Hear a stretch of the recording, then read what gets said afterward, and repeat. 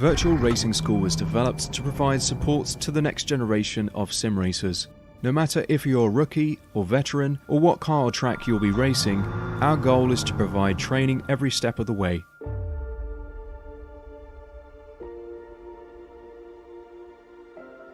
We found that iRacing can be quite difficult without proper training. There needed to be a way to prepare for on-track racing. With VRS, you can literally learn from the best sim racers in the world, including four-time NASCAR iRacing World Champion Ray Alfalla. And Ray Alfalla is a four-time champion of the NASCAR Peak Antifreeze iRacing Series. Three-time iRacing Grand Prix World Champion Martin Kroenke. Martin Kroenke becomes a three-time world champion. Rallycross World Champion Mitchell de Jong. Mitchell de Jong is now champion for the iRacing Rallycross World Championship Series. And many other top sim racers. Data packs include everything you need to start learning. Our World Championship coaches create the data packs by setting a hot lap or a series of fast laps for you to compare, analyze, and replicate. Data packs also include a tutorial where the coach points out techniques they use to hit the fast lap. This gives you access to the latest driving techniques and setups before you even hit the track. Sign up for a free account and download the VRS telemetry logger. With this application running seamlessly in the background, your laps automatically start syncing to the VRS website. From there, you can analyze and compare two laps of your choice, whether it's your data, the coaches, or your teammates. VRS will automatically target improvement opportunities so you can get up to speed even faster. VRS also makes it easy for you to request and schedule one-on-one or group coaching sessions. These sessions can range from 30 to 90 minutes, and you can select the car, track, and setup combination of your choice. Visit virtualracingschool.com today to sign up and get started.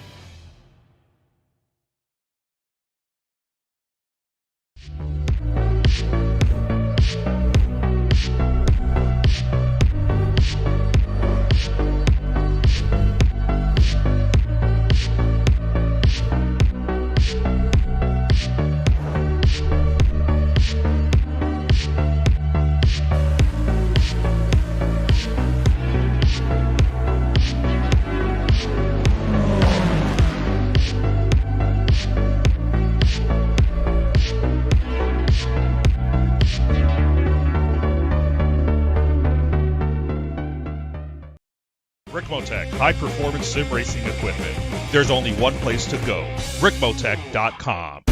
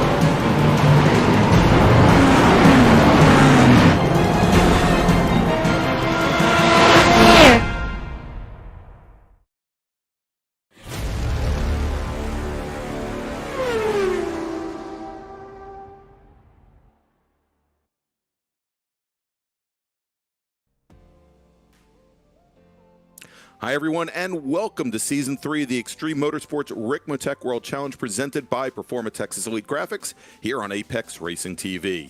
Embarking on an 8-round romp around North America's and the world's most challenging tarmac, we once again shine the spotlight on some of the best LMP2 and GT3 drivers from around the world. I'm Greg Ginsberg, and joining me in the announce booth, as always, is Larry Lefty McLeod. And of course, we've got Dennis Branch and Jonathan Grabowski bringing you the best views of tonight's action. Tonight, we travel to the Japanese island of Honshu in one of only 2 FIA Grade 1 circuits to utilize a figure-8 layout. This 3.6-mile, 18-turn carnival was commissioned by Soshiro Honda as a test track and first saw action all the way back in 1962. And for as much as we wax poetic about Eau Rouge or the kink, the speeds obtained through the iconic 130R and passes such as the one Fernando Alonso put on Michael Schumacher there in 2005 are in the annals of racing lore. Thanks for joining us here tonight at Suzuka International Racecourse. So, Larry, almost an entire month has passed since the World Challenge raced in your neck of the woods, Belle Isle, and the contrast between these two circuits, between the concrete canyons of Belle Isle and what we have here at Suzuka, just the contrast couldn't be any more stark. Well, first I want to say, hey, thanks for joining me here, Craig. I do appreciate you. But I also want to say, man, your geography is amazing. The island of Honshu. Nobody knows what the main island in Japan is called, but Greg Ginsberg's on it. Yes. So as far as the contrast between these two tracks, yes, huge contrast. The concrete canyons, those barriers that just line the Belle Isle circuit. It's not fast. It's difficult to pass. This is completely opposite of what we got here at Suzuka. This place is just legendary. As you mentioned, a couple of great, completely monstrous passes by people like Fernando Alonso. And of course, the run-ins between Senna and Prost and all those things all happened right here at Suzuka. And tonight, it's World Challenge time. And I'm super excited because I do love this track. It's a true driver's track because it has every kind of corner, but also because we're finally getting into the meat of the schedule of a World Challenge season. And if this is a time it's kind of put up or shut up. If you haven't had a good round yet, it's time to go get one. Yeah, it is. And, this is going to be, I think, the last of the international circuits before we head back to North America for the meat of the season, Larry. And you said it, this track, it was designed as a test track, and it throws everything at you. It throws those big, fast sweepers.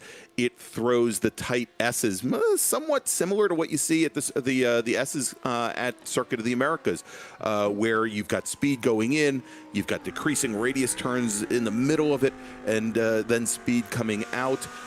You've got hairpins that you have to worry about. I mean, you've got chicanes in there. You've got everything, But this lap can go so quickly here that it's going to be, I think, as we've seen in a lot of courses, going to be somewhat of a challenge to make passes. There are some turn complexes here where it's certainly easier than others, but the big thing is, you talked about Senna and Prost and those great battles here over the years, or I mentioned both Schumacher and Alonso at 130R.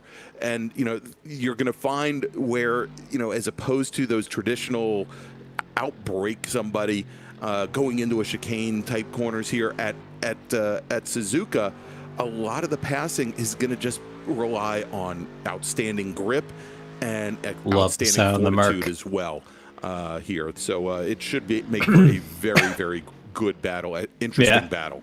Yeah, it always does, because it does. It requires a real skill to get by somebody, but it has the opportunities to do that. A lot of side-by-side action can happen around here. But it's a pretty treacherous place. He talked about the 130R.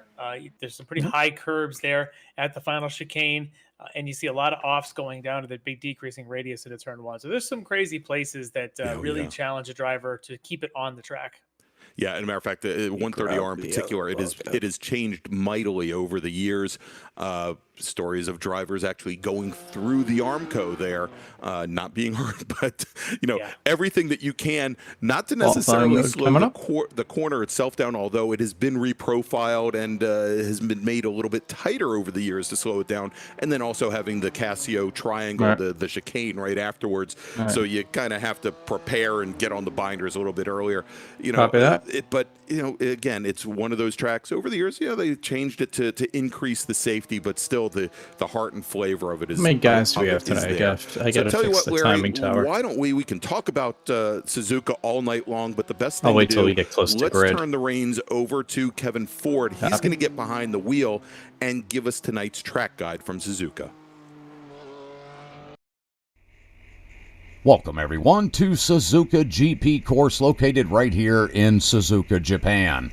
Great to have you with us as we provide you your track guide around this historical road course that dates all the way back to 1962. That's when track designer John Hugenholtz designed it as a Honda test track. There are 5 configurations to the course, but today we'll be driving that 3.6-mile GP version. Well, strap in and hold on as we begin our track guide down the front straightaway here at Suzuka GP circuit.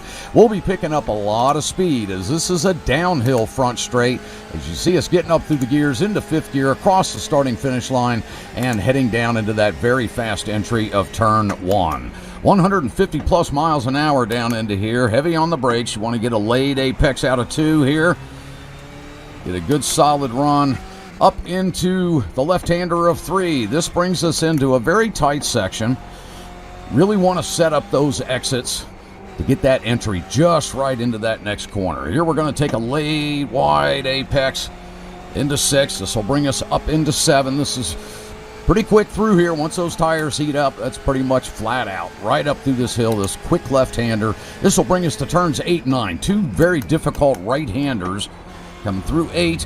This gets really tight here coming through 9. Let the car roll to the bottom, and then watch that back end coming up out of 9.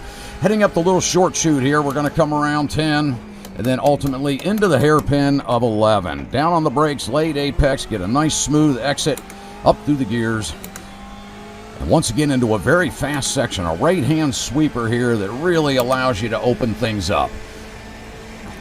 This is going to bring us all the way up into turn 13, which is the spoon. Very large corner. First entry is pretty simple here. This is what gets tough, trying to find that late apex point to get that throttle down and get that momentum coming up onto this very fast straightaway. A lot of overtaking opportunities happen right here. These drivers will be coming up across what's known as 130R. This is the crossover where you come out of the exit of turn 9. Going over that bridge there, down into 14 here. This will bring us to a very fast chicane. 15 and 16. Back down through the gears. Take just a very small amount of curb there. Don't want to upset the balance of the car. And then ultimately down the hill and out of 17, back up through the gears. And we return to the front straightaway here. And looky there, there's your track guide around this 3.6 mile very fast course of Suzuka GP circuit.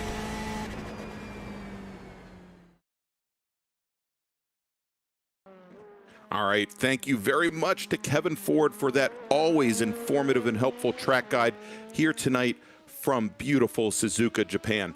All right, so as we have our drivers now out on course, starting to set their flying laps to set the grid for tonight's race.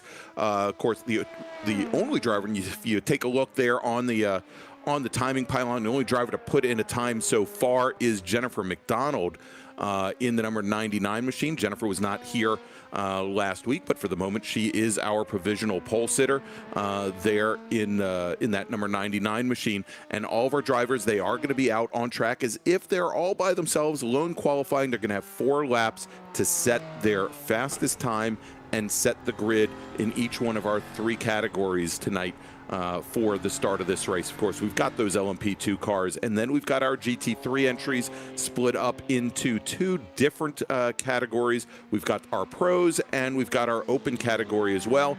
You'll be able to tell them both on track here during qualifying and during the race.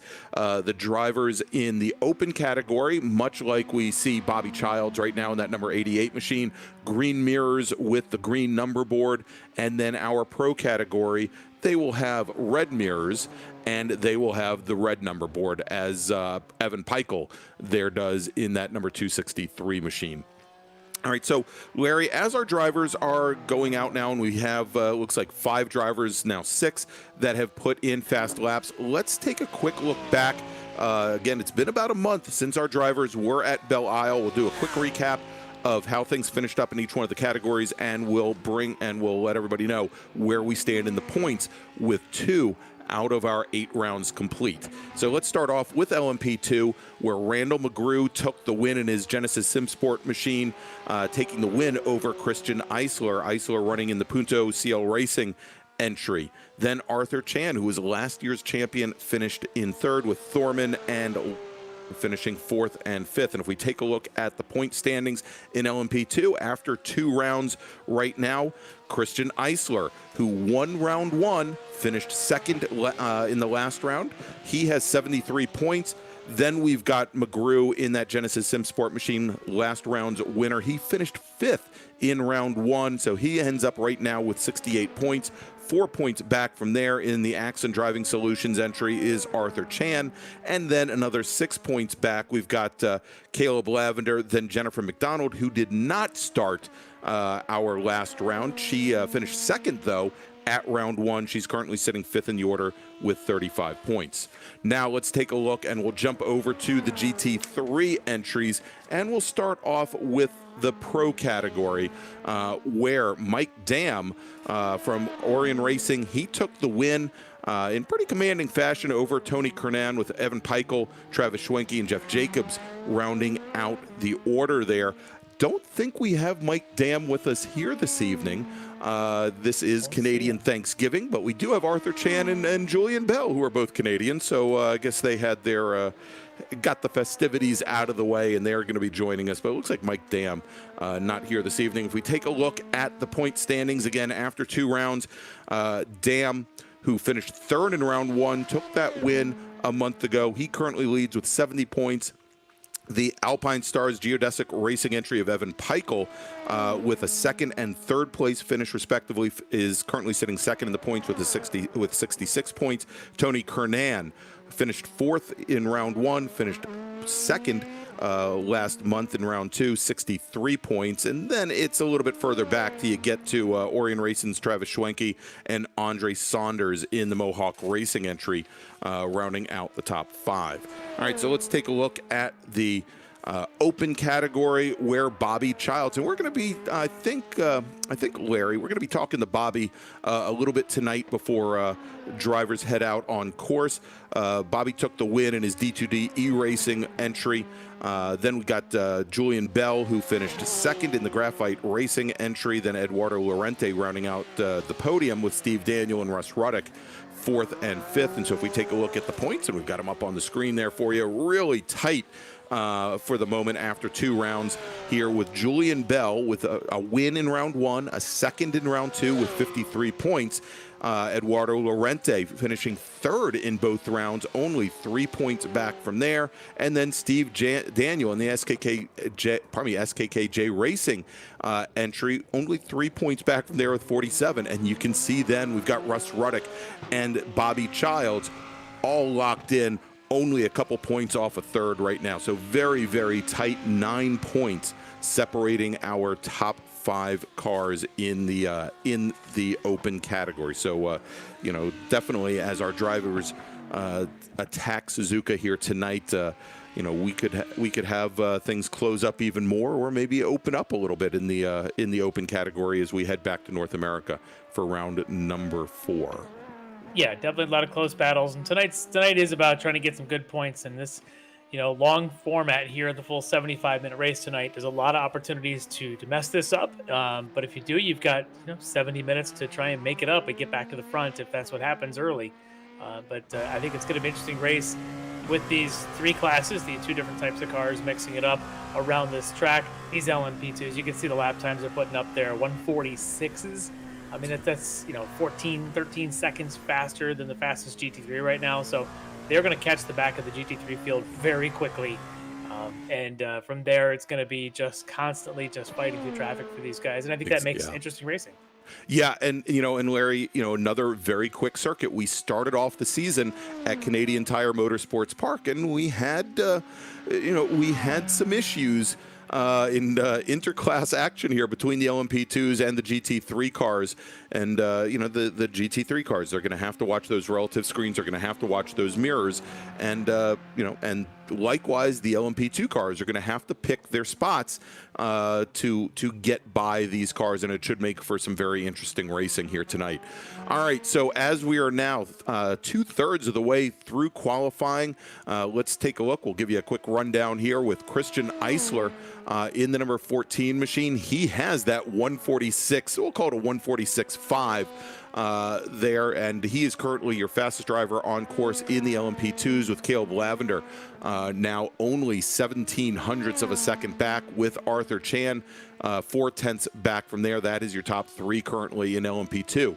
If we jump over to the pro category, Evan Peichel in his number 263 BMW, currently fastest driver with a lap time of a 1:59.95. That's 0.13 up on Tony Kernan in his Porsche 911, with Travis Schwenke just about almost half a second back from there in the number 16 Porsche. So that is your top 3 in the pro category. And then if we jump over to the open category, not a big gap there in lap times, Larry, between our top pro drivers and our top open drivers. As Julian Bell, again, enjoying that Canadian Thanksgiving in his Porsche 911. For the moment, he is your fastest driver out on track with a 2:06, and it looks like he's got 1 lap remaining and is in the pits currently. Bobby Childs in his Ferrari, second fastest with a lap time of 2:77, so about 1700ths back. He's also on the pit lane. And then Eduardo Lorente. Lorente also driving a Ferrari this evening. He's at a 2:01 flat, so about 0.4 of a second off of Child's times. Very, very tight, which means this race is going to come down to not just lap time. It's going to come down to, I think, fewest mistakes. There's so many places to kind of screw it up. It's one thing to get your quick lap around here, but to do it lap after lap for 75 minutes is a huge challenge. And I think tonight we're going to see is a separation early based on who can make the fewest mistakes. All right, as we jump back now to Chris Thorman in the number 60 entry here as Thorman is out on, let's take a look here. I believe this is his fourth and final flying lap. Yeah, in fact, the first 2 laps didn't get times in. He's back out there. He got a 3rd lap in. Now trying to get down there somewhere in the low 146. You can see what Christian Eisler has done. Just continues to go faster and faster at 46.1. So I think that's where Thorman would like to be if he can get there. The other thing about this series is this is not fixed setup. You know, we've got our Lamborghini Trophy Series where everything is fixed setup. This is not. So I think the challenge of Suzuka to make a good setup around here is that balance. As we talked about, this was built by Honda as a test track to have every kind of corner there is, which means when you're trying to find that perfect compromise to nail that lap time, is like, well, to make it good for the slow, tight corners like the hairpin, or do I make it good for the transition stuff like the S's, or do I make it good for the high speed, like the 130R, or even the straightaway down the long front straight? So much compromise to consider here tonight, and that could come down to my strategy would be make a setup that's repeatable. That you maybe a 10th or 2 or 5/10 even off on a fastest lap, but if you can repeat that lap for 75 minutes, you're going to have a quick race car. All right, as we were following D2D E-Racing's Chris Thorman, we had his teammate, Bobby Childs, who currently leads in the open category. He's dropped into the green room. So, Larry, let's bring him in, maybe get a little bit of strategy, what Bobby Childs is going to do in tonight's race. All right, we got Bobby Childs join us. Hey, good evening, Bobby. How you doing? Bobby? I hear something, but I don't hear a voice. Hey. Hey, there you go. There he is. How's it going, guys? Oh, it's great. Hey, so just a couple seconds left here before we get going, but I wanted to ask that you guys may have some changes to your team this week. Oh, yeah, we are, D2D E-Racing is super thrilled to announce we've brought Skull Sim Gear on board to sponsor a couple of the cars, Caleb Lavender and myself. Cool. And, man, we're pleased as we can be. Chris is such a great guy. He's putting out great equipment, really great service, really excellent with customization and working with his clients. And, we've me and Caleb personally have gotten stuff from him before, and we know the kind of guy he is, and he's a perfect fit for D2D, and we're so glad to have him. Very, very cool. Hey, I don't want to hold you on too long. I'm hoping maybe we can talk to you at the end. We talked to podium finishers tonight, and then we can talk a little bit more about that opportunity you guys have with that team and with Caleb. So that's awesome. And why don't you go get yourself out of the grid and go run a Ferrari around here for a little while. Thanks, guys. AM's going to be tough tonight. Julian Bell really picked it up in qualifying, so it's going to be fun. Yeah, it will be. All right, we're looking forward to it, Bobby. Have a good race. All right, there you go. That was Bobby Childs, driver of the day, number 88 D2D E-Racing GT3 Ferrari. And Larry, looks like we've got our drivers starting to grid up here. Probably one of the last ones to grid up will be Bobby Childs. I did want to hold him. I don't want to find out he's going to start from pit lane because I'm battling on about how his race strategy would go tonight. Exactly. So, Bobby, next time we'll bring you in a minute earlier. But, You know, Bobby, we always get a good chance to talk to Bobby whenever we can. Yeah, all right. So let's go. We'll start down the starting grid here, Larry. We'll tell you what. I'll run down the LMP2 field here. If you want to pick up the GT3s on the pole tonight, is going to be Christian Eisler. He is in the number 14 Punto CL Racing entry with a fast lap time of 1:45.986. Starting right beside him in the 3:33 Lavender Racing, or actually I guess D2D Racing by Skull Sim Racing entry. That is Caleb Lavender. Then we've got Arthur Chan making up the inside of row number 2 in the Axon Driving Solutions entry with Jennifer McDonald in her BTL Motorsports entry. That's the number 99 LMP2 car. She will start on the outside of row number 2. And then we've got Chris Thorman in the number 60 D2D Racing entry. He will start in 5th. All right, over in the GT3 category on the pole is going to be Evan Peichel with the Alpine Stars Geodesic Racing. He got himself under 2 minutes at a 1:59.952. Fast lap there. He's going to be on the front row alongside Travis Schwenke from Orion Racing. On the second row, we got Tony Kernan in the familiar Kernan Motorsports. He'll be alongside Jeff Jacobs there on row 2 in the GT3s. On row 3 in the GT3s on the inside should be Julian Bell, and he should be on the, I think we got to take that back. It's going to be, there it is. I thought we were missing someone there. Hernan and Jacobs and a bunch of Marshals and Kevin Ford. Let's go. Kevin Ford there. I don't know if he's actually running tonight or not. We'll move on to then the AM category where you do have Julian Bell, Graphite Racing. He'll be on the pole there alongside Bobby Charles. We just talked to him. In the second row there, Eduardo Lorente from Courage Motorsports alongside Russ Ruddock and the Flying Tortoise Motorsport. And then on row 3, Steve Daniel at SKKJ Racing. And it looks like our LMP2s are already at the final chicane. Yeah, they're coming through the final chicane now, Larry. And as they come through, they'll come through the Casio Triangle. Not to be confused with my old Casio digital watch from 1981. As they come calculator watch. Yes, sir, it was. As they come onto the front straight here, as Eisler has the field, they're now in that start zone. He can start accelerating if he wishes, and we are now underway as Eisler cuts right across the front of Lavender. Chan coming up on the inside there, right beside Jennifer McDonald, and still with Chris Thorman sitting back in arrears as they go through that double apex first and second turn and come on out into the S's here. This is 4 separate S's, tightens up right in the middle. Real difficult here as we now have our GT3 field making their way, coming across the start here. Evan Peichel in that BMW. You can see him there, center of track, and 3 wide. Kernan, Schwenke, and Bell moving down the inside. Those teammates, that's not teammates there, but look at Schwenke may have gotten caught out there alongside of Kernan. The paints this afternoon, maybe it looked like it is Japan morning time, made it look like a little bit like teammates, but they are not teammates. They're not racing anything like it as they went through the opening curve, but it's all straightened out now. Yeah, so Julian Bell makes his way. And going off is Travis Schwenke as he heads off there at the exit of the S's, and that is going to be a problem, obviously, for him. It looks like he got a lot of damage in the front of the car there. We'll see. It doesn't actually look that bad, Larry, but he's got a long way to go to catch up to the rest of the field here. Well, that's one of the things I said there during the pre-race here was if you do make a mistake early, it is a long, long night. 75 minutes, an hour and 15.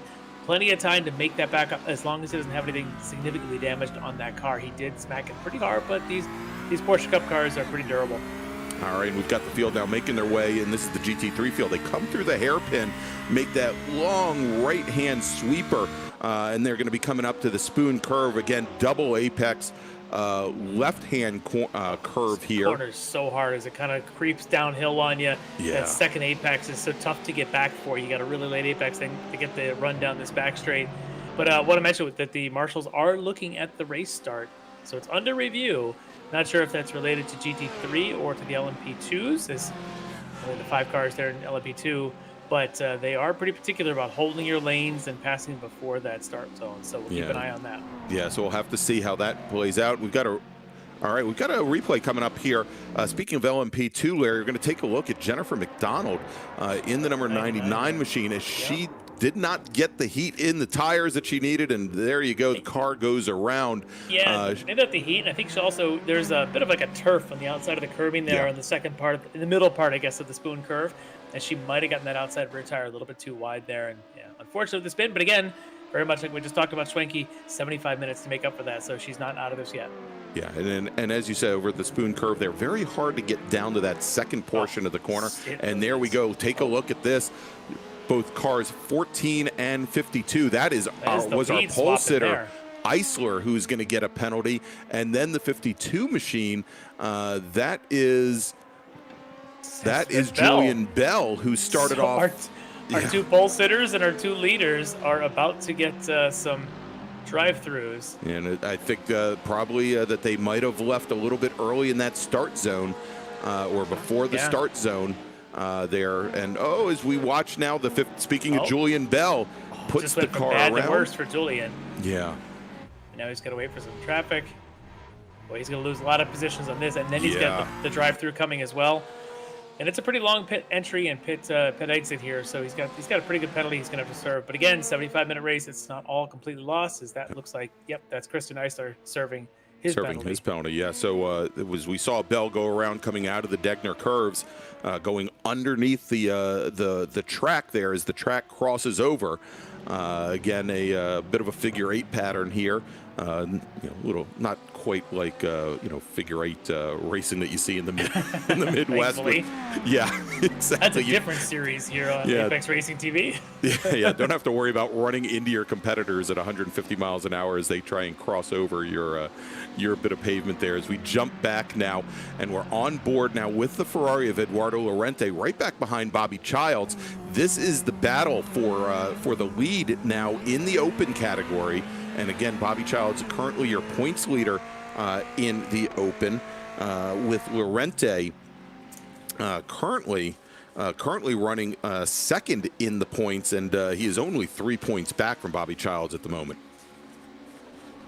And you can see there Jeff Jacobs right back behind the two Ferraris. Jacobs currently running third in the pro category with Steve Daniel in that number 96. There's Steve, the number 96 Mercedes. He would definitely do anything he can to get around Jeff Jacobs. He is running third currently in the open category. Yeah, kind of keeping an eye on Travis Schwenke as well. We saw him have those issues there in the opening lap. He is running at decent pace here, about 11 seconds back, but he hasn't completely lost sight of the field. So we'll keep our eye on the progress there, Schwenke. Whereas the other one that had the off there was Jennifer McDonald. She's now, of course, up to third with the penalty there to Eisler. But she's about 8 seconds back, so again, not all lost for her either. And so, mentioned Daniel running third right now in open. He's got Russ Ruddick in that Lamborghini there, the number 95 machine, kind of closing things down just a little bit and trying to make up some ground, get a little bit closer to Mr. Daniel. As let's see here. Daniel's at all held up by Jeff Jacobs, and they're certainly going to be helping a little bit for those behind him. We'll see if Russ can catch him that way. Such a long back straight here as it climbs this hill with the alternate pit lane there on the driver's right before you come to that famous 130R. And 130R, I think it's 130-meter radius is the that's exactly where the original name came from. There was another corner here originally known as 240R. Which I don't believe. Well, I believe that that turn, what they consider turn 12 now, is what used to be 240R here. As we now see this battle coming out onto the front straight there with. And you'll see it's got the 0-3 for third place in GT3 of Bobby Childs and his Ferrari. He's actually leading the open category there with Eduardo Lorente very close behind, and again split with the Mercedes of Jeff Jacobs, then Steve Daniel and his Ferrari currently running third in the open category, and then Russ Ruddick in the Lamborghini right back behind. But for the moment in open, it is a Ferrari 1-2-3 here, but looks like our top two runners are starting to walk away from that rest of that open category field. Yeah, we'll see how long that lasts. We flash back up to our LMP2s there with Caleb Lavender currently leading just by about a second or so over Arthur Chan. And again, I think with Arthur Chan probably getting into the strategy of get too close, wear front tires, maybe hanging back a little bit to try and make sure he gets through this on these sets of tires that he's looking to make last, because again, we're on a 75-minute full length tonight. So these two are a pretty strong duo here, breaking away early, and this fight's going to probably wage on for the entire night. Entire race, unless they have issues with traffic. That will definitely be the case. Now, Which also should in be the case, happening soon. yes, I was going to say it will not be much longer before they come up on the back of the GT3 field. Matter of fact, I think I see them. Yep. There you go. Here they come. Here, as it looks like Julian Bell is the number 52 car. He is the pole sitter. Yeah. Currently sitting at the tail end of the GT3 field. Now, Larry, based on the fuel loads in these LMP2 cars, it is likely that they are going to need to take 2 pit stops this evening. So that can play into strategy as well. And I'm sure for the moment here, Arthur Chan would like to hang just far enough off the back of Lavender that he doesn't have to deal with that much dirty air, but if he can lay out of the throttle and maybe draft just a little bit, it will definitely be helpful. We would expect that the GT3 cars over the course of this 75-minute race most likely will need to take just a single pit stop to get through the evening. Oh, running wide. Oh. That's Jeff Jacobs, who was trying to hold off, I believe that was Steve Daniel there, but now he's going to fall behind and lose another spot. Yeah, so that was coming out of the first 2 turns he loses a spot, falls back behind Russ Ruddick. And now he's got Travis Schwenke, who's quickly trying to keep up with this field right on his tail. For Travis, he's thinking, all right, now he's got to get around Jeff because he's he's part of the pro class. He would like to be moving up a little faster than this. Yes, certainly. And of course, right now, that is the battle for third in the pro category there, Jacobs and Schwenke. The 4 cars up ahead are in the open category, and then Evan Peichel and Tony Kernan have been running a pretty quiet race. They are currently your leaders in the pro category of GT3. And you see here as things get bottled up just a little bit coming through the hairpin, and lots of trouble getting power down for that Mercedes coming out of the hairpin there. Schwenke maybe goose the throttle a little bit there as well. Yep. Gotta really watch that around here. This place is just so tricky, because it is built as a test track to put a car through all sorts of types of corners. It just means as a driver, you've got to be able to adapt to all those and not get wheel spin coming off the corners. You got to really watch some of these late apexes and the decrease. There's 2 major decreasing radius corners. Obviously, the turn 1 is a big decreasing radius, but also that spoon curve. And decreasing radius to me are some of the hardest corners to drive anywhere in motorsports.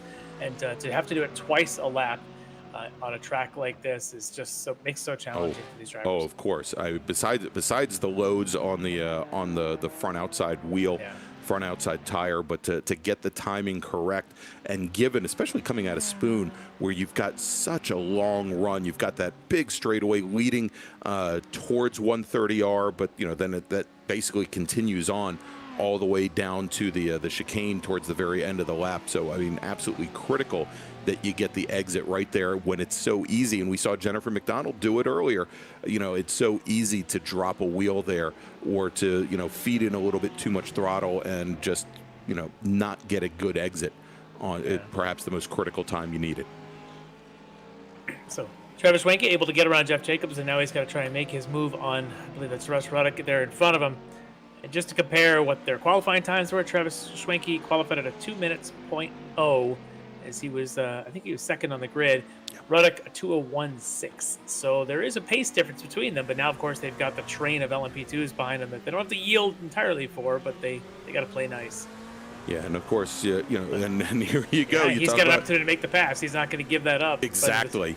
And and he made his intentions known very, very early there, and that's going to bottle things up now for Caleb Lavender and Arthur Chan.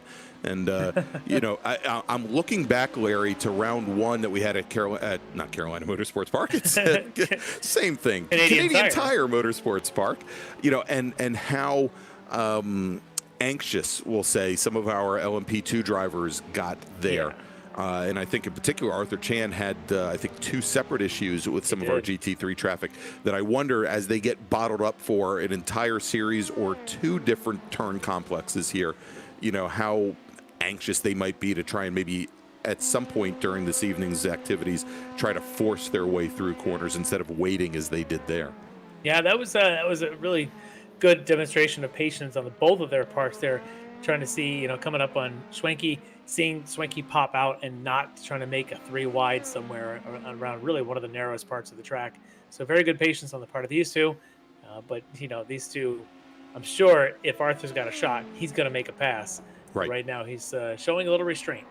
Yeah, and you could see there as he used the GT3 traffic all the way down the front straight, drafted off of them, poked out, and got around just at the very last minute. As it looks like Schwenke's gotten his way around Russ Ruddock and may have used Jennifer McDonald as part of that. I just saw her car pulling off there in front, so he may have been able to take advantage of the passing LMP2 car to follow on by. Yeah, follow through, get a little whiff of the draft there, and get pulled through. So now move Schwenke up into third in the pro category. He's got a long way to go to get up to Kernan and Peichel. He's got 3 open category drivers ahead of him. He has Daniel Laurente and Childs, the 3 Ferraris that he's going to have to dispatch in order to get up into that battle, and a number of seconds ahead there. As Jeff Jacobs runs wide there. It's one of those corners you come around there, and it's just so hard to contain. It's kind of an off-camber left-hander there. And I think that was the second time we saw him run wide there as well. Yeah, so he's not going to be getting the no incident bonus tonight by the looks of that. Bonus points, of course, given for having clean races, but every time you go around there, it's a good old +1. I think you can get a slowdown if you go too wide there, I recall. As Schwenke now has another one of our LMP2s, this is Chris Thorman right behind him. It looks like Jennifer McDonald. Or is that Christian Eisler? That is Eisler. That was Eisler, I believe. No, actually, no. That's the 60 machine, though. That's Thorman, and then then we've got Eisler right behind. So Eisler flying around here after serving that penalty for the stop and go after the start penalty, already back up to right of the tail of Thorman, and it looks like he's going to maybe try and make a pass here on this lap.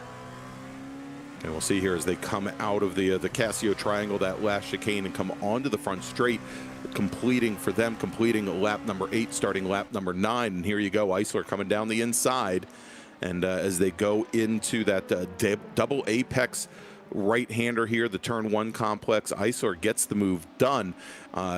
Now about 8.5 seconds up the road is Jennifer McDonald in the number 99 machine. So Eisler, who appears to be on a bit of a run that last time by, though, almost 2 seconds, actually over 2 seconds faster than Jennifer McDonald. It may not be that many laps before he makes his way up there in that battle for third. And he's running similar pace to what Lavender and Chan are doing out in front.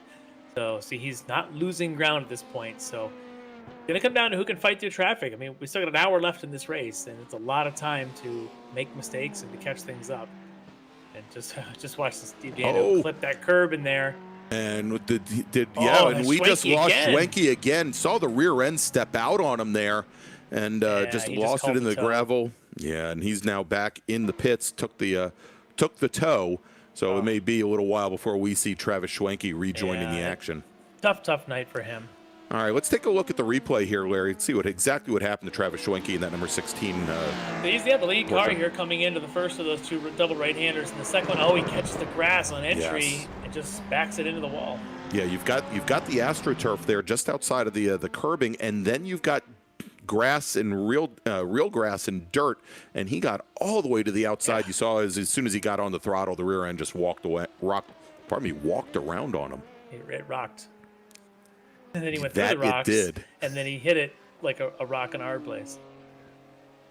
All right, we're on board right now with Evan Peichel, and you can see there, not all that far back, Tony Kernan in the number 7 machine. That is the battle for the lead in the GT3 Pro category.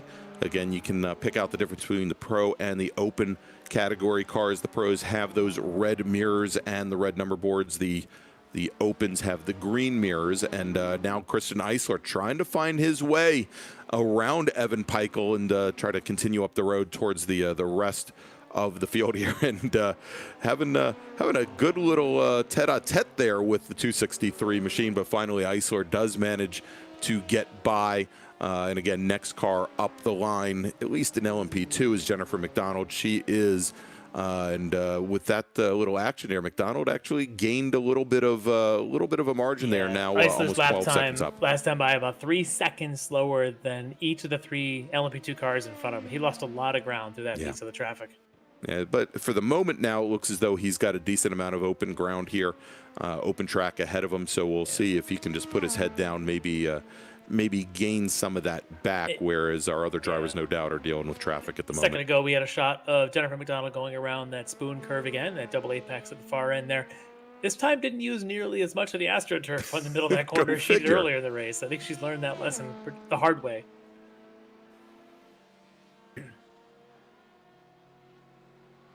All right, and you can see there, not all that far back from Christian Eisler is Chris Thorman in the number 60 machine. But that last time by, I think Eisler might have lost a little bit of ground to Thorman, although I'm showing Thorman last lap almost 3 seconds off the pace of our top cars. Yeah. Maybe we can get to the Bobby Childs and Eduardo Lorente battle, as they look like they are currently in a nose-to-tail. Still. Yes. Still going on here in the Ferrari. And the Ferrari, as you can see the both now in the shot. There you go. As they come out of the final chicane and onto the front straight. Yeah, and Eduardo just can't find any way to get by. He's caught him. Now the hard part is actually getting past. Yeah, and I would say he's caught him, and he's been within about 3.5 car lengths. Just one can't seem to close it up. Whether or not he wants to close it up at the moment and maybe go for the position or not, I don't know. But yeah, he seems fairly content sitting back there. Hasn't really modified his lines any, at least for the time being.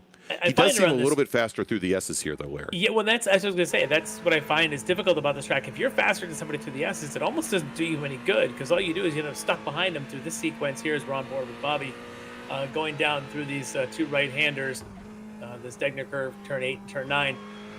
It's really difficult to pass here. What you need to be better at is this. If you can get a good run off of 9, you might have a shot to pass the hairpin, and it doesn't look like Eduardo's got that run here.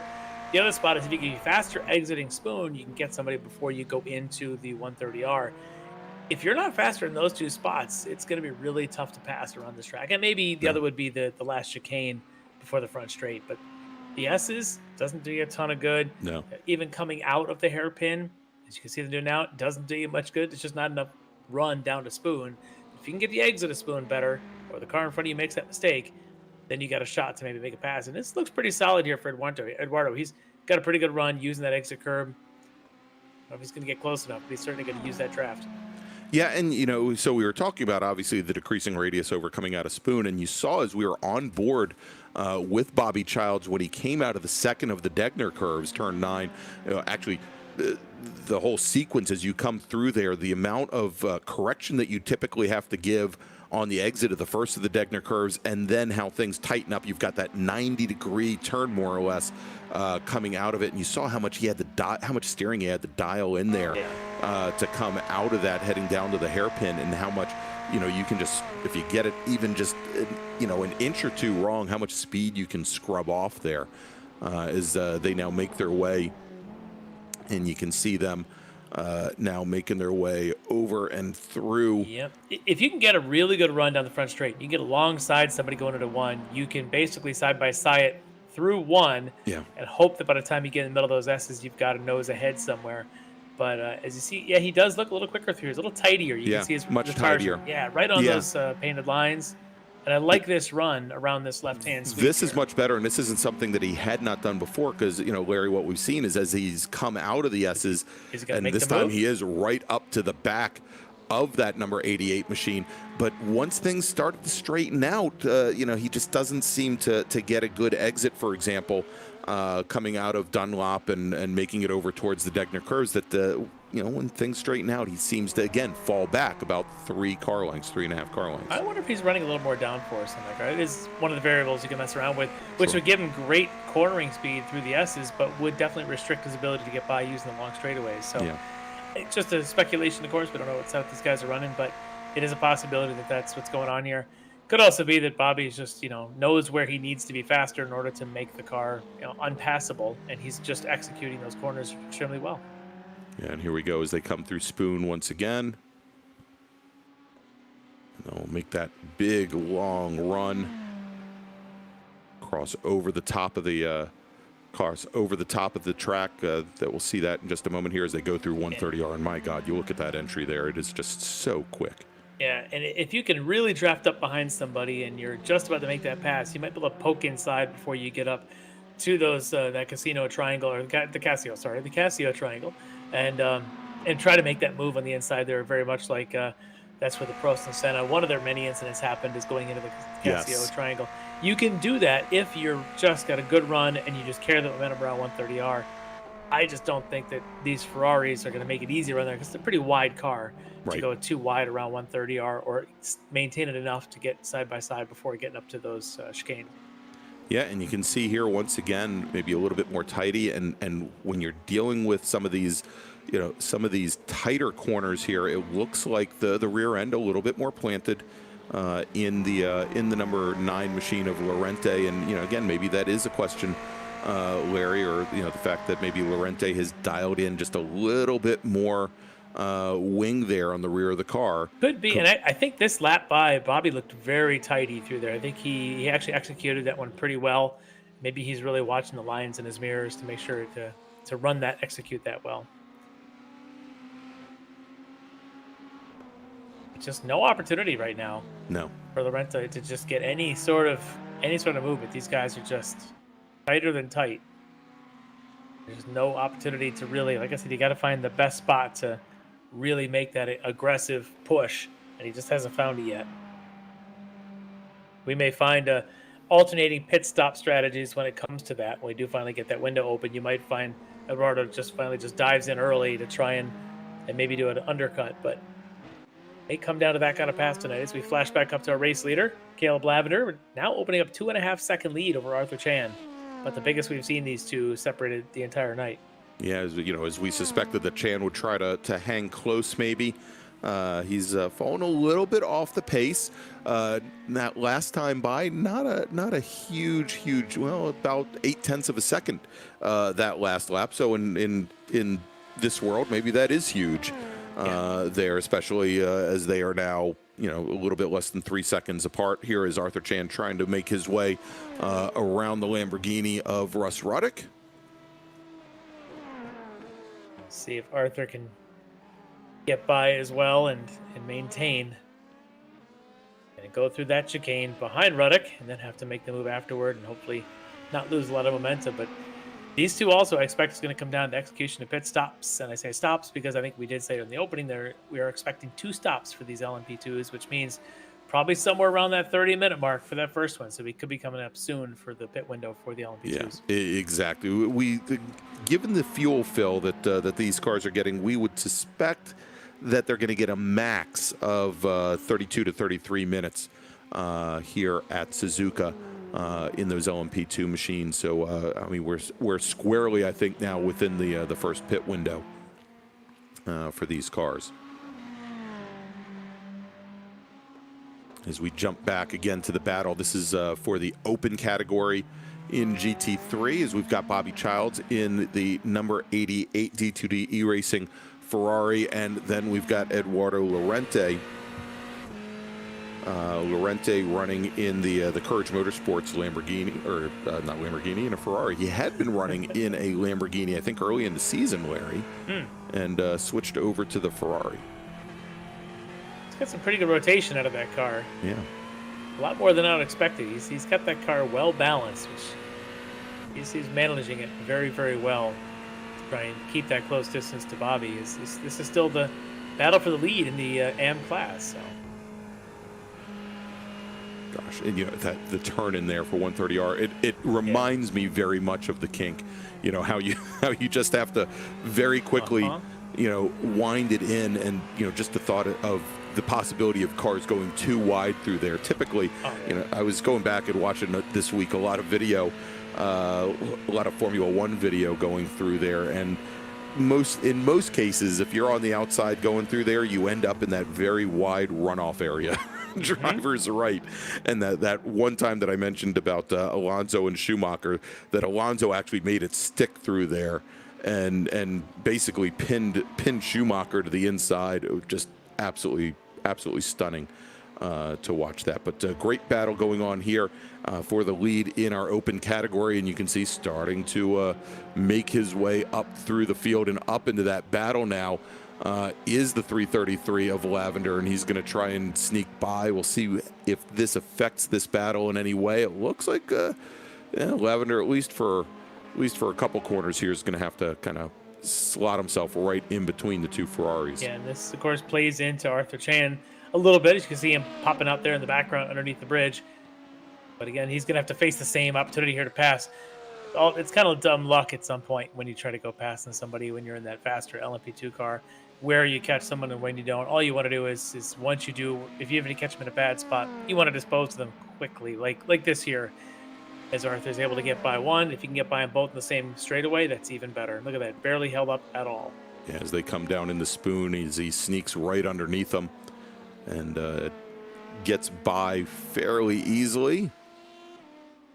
Yeah, it's solid work. He had definitely lost time in a previous lap, probably again fighting the traffic, but this time able to cut on through with ease. Yeah, I think, and making up perhaps a little bit of ground on Lavender that last time by, as again Lavender had to tell you what. Let's jump back, Larry. We've got a replay here. Julian Bell, who was our pole sitter of the open category here in that Porsche 911, ended up serving a penalty. And look at this, almost a complete almost a replay of what we saw with Travis Schwenke earlier on this evening. It's like the exact same thing. Travis caught a little more grass there, I think, than Bell did, but same concept. Grab the grass, the entry, and you're just trying to maximize that corner, but yeah, you can't go that wide. So not the greatest evening for Bell. He is now back in the pits. I presume to do a little bit of repair. Currently running now 5th in the open category. What again was our pole sitter in the open category this evening. All right, so let's jump back now. We should be seeing our pit stops soon for the LMP2s as we get Jennifer McDonald going around now as the third one of the LMP2s to get around this battle of Lavender, or excuse me, this battle of Lorente and Childs. Jennifer able to get by relatively quick, but I suspect that we're going to start seeing Jennifer, Lavender, and Chan and Eisler to expect to see them pretty soon here for their first stop as Ruddick is in for his stop. There you go, Ruddick. So he pits from 4th in the open category in that number 95 Lamborghini. And the first of our open category drivers to head in, with the exception of Travis Schwenke, who is doing, actually Schwenke's in the pro category, I was going to say, except for Schwenke doing those repairs. Yeah, pretty quick stop for Russ, 17 seconds or so at the stopped point there, so he's back underway. Yeah, so, and again, we would expect for the GT3 cars just a single pit stop, probably not taking any tires, and given the short time in the pit box there, doesn't look like Ruddick took any tires. No, it did not. Again, Lavender, every time these two fight through the same traffic, it seems that Caleb gets out just a little bit quicker, or he picks up another 10th or so, as he's now up 3.5 seconds on Arthur, which is, it's still relatively close, but it seems like he's doing just a little bit better job. Maybe a couple of cars, he gets through one corner faster than Arthur does, and it's just playing to his advantage to be able to pull this out now to just over 3 seconds. Yeah, as our two leaders in LMP2 had to dispatch with Evan Peichel, currently our leader in the GT3 Pro category. And it looks as though Kernan might be closing things down just a little bit on the BMW. That last time by a 10th of a second faster, but both of these drivers have been setting very, very similar pace here around Suzuka pretty much from the start of the race here. But you can see here as Kernan starting to toss the rear end of that. I was gonna say he's sliding that Porsche around a little bit. Yeah. You know, one thing that the viewers obviously may or may not know, there is a balance of performance that's done to these cars. No changes for this round, but the stewards do occasionally mix it up a little bit if they feel that the balance has shifted one way or another. And it's a tough thing here in the iRacing platform because iRacing will change the balance of performance from iRacing season to season. Well, the iRacing seasons do not completely correlate to the Ricmotech series seasons. And so that sometimes will happen, and I think you alluded to it earlier. You may have a driver start a World Challenge Season 3 in a Lamborghini, and mid-season change over to the Ferrari because iRacing has changed the balance of performance, which changes how the car is going to drive, and ultimately you want to go for the fast car in the class. So that's one thing that they try to keep an eye on here is if it gets too out of whack with, let's say, the Porsche is faster than the Ferrari, they might, add some weight to the Porsche, or take some power away from the Porsche. But in this case, no changes this week. But it's interesting that they always have to keep an eye on that because it's makes for good racing. I think tonight they got it right when you get the BMW and the Porsche. Pretty well matched. Very, very closely matched here. Although, again, in the open category, we're starting to see the Ferraris start obviously drive away from the rest of the field here. As now, as our two leaders in the open category come through 130R, we could see Chris Thorman in that number 60 LMP2 machine sitting right back behind. Is a little hop of the curbs. That's perhaps the first little bumble that I've seen so far tonight from Eduardo Lorente there in the Ferrari. And those curbs, they're just brutal. I run a lot of the open wheel stuff when I do a lot of my iRacing, and you just can't. You have to hit them because it really opens the corner up. But every single time you find yourself catching the car over those things. So here in these larger GT type cars, you still got to be careful. But man, you hit them just wrong, and the car's just going to sidestep on you right in the spot where you don't want it to. And Eduardo just not able to make any ground. He's pretty much just been the shadow to Bobby for the last 20 minutes now. Yeah, it's been this way, Larry, more or less since the start of the race. It's actually been closer to a little bit over a half hour that these two drivers have been like this, almost nose to tail here, and without a doubt the best battle we're seeing on course here at the moment. And I'm surprised that Eduardo Lorente has not tried to pit if he thinks he's faster than Bobby to try and undercut him. The other thing he could be doing is maybe the opposite. He may be fuel saving, waiting for the end, waiting for Bobby to come in first. If he's able to use some of that draft and just get a little bit of lift in a couple of corners before the braking zone, you can save quite a bit of fuel doing that.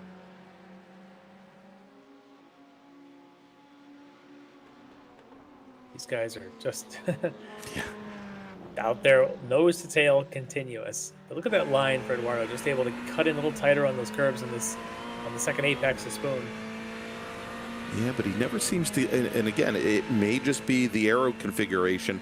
He never seems to get quite as good a jump out of Spoon, even though it looks like he's got the car maybe squared up a little bit more and should be able to get the power down. Great onboard there. Bobby Childs going around 130R, and you can really see how it's like just a glide of the brakes and maybe a heavy lift is all it takes to go through there. And I didn't even look at the speed. I was watching his line. But I'm sure it's in excess of 200 kilometers an hour, about $120 in one of these Ferrari mile per hour. Yeah, and then they have to get on the binders so quickly afterwards for the chicane there. And it's almost an unmarked braking zone. I always have trouble with that, finding the right braking zone because you can't see the apex, so you're going underneath the bridge there. You just can't quite see it to find a good braking spot. So if you're going a billion miles an hour, just coming out of one of the fastest corners in all of motorsports, and at some point you got to find a braking zone. Tough challenge.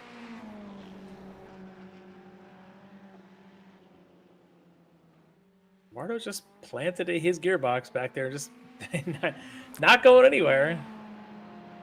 Reminding Bobby all around. Big wide one. Bobby runs a little wide there. And then he's going to make the opening. Yeah, and then he's going to make his car wide and see if he can hold it there. Eduardo gave a little bit of a poke. Not going to take it, though. Yeah, could not quite get the nose up there. Or maybe he could have, and he thought a little bit better of it. But that was perhaps the one big mistake that we've seen so far from Bobby Childs, as we now are starting to see our top two drivers come into the pit lane in LMP2, Caleb Lavender in the 333 D2D E-Racing machine, Arthur Chan in the 50 Axon Solutions machine, and there you go, Jennifer McDonald following in as well in the number 99 machine. So you called it, Larry. They're all three of them coming in at the same time. That is going to move Christian Eisler now, who is our pole sitter this evening, up into the lead, and he's just got to put his head down and see what he can pull out here. Of course, we know that he's going to need to come in in another couple laps as well. Yeah, and so this is interesting now with these three all pitting together.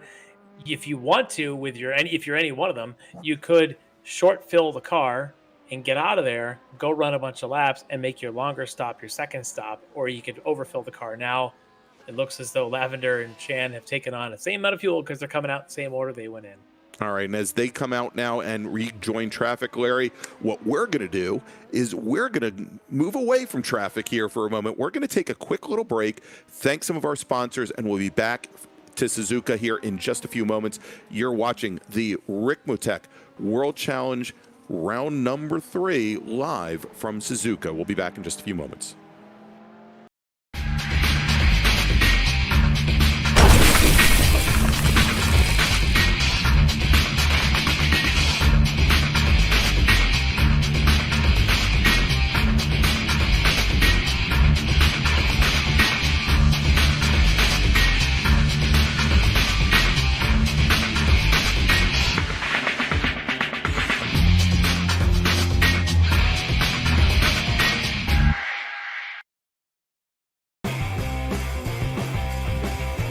Ricmotech high-performance sim racing equipment.